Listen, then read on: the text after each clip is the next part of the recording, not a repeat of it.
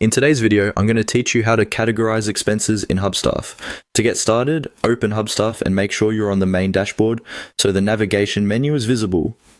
What we're doing here is assigning an expense to the correct category, which helps keep your financial records organized and makes reporting much easier later on.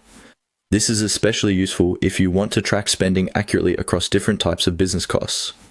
Begin by looking to the left-hand side of the screen. In the menu, find Financials. If that section is collapsed, click the small arrow next to it to expand the available options.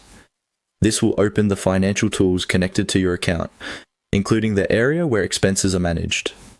Once the Financials section is expanded, click on Expenses. This will take you to the Expenses page, where you can view existing entries and add new ones. If you already have expenses listed here, don't worry. We're simply focusing on how to create a new expense and assign it to the right category.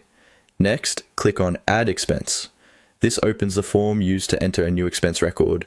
Depending on your setup, you may see several fields on this screen. But for this process, the key part we're focusing on is the Category field. Now click on Category. This usually opens a drop-down menu or selection list with the available expense categories in your workspace. Categories are important because they help label the expense properly, whether it relates to travel, software, supplies, or another business cost.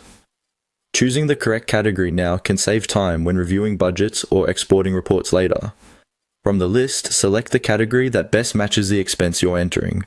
Take a moment to confirm that it reflects the purpose of the expense as accurately as possible. Keeping categories consistent is a good habit, especially if multiple people are entering expenses into the same system. After selecting the category, click Save. This stores the expense with the category you chose and updates your records in Hubstaff. And that's it. You've successfully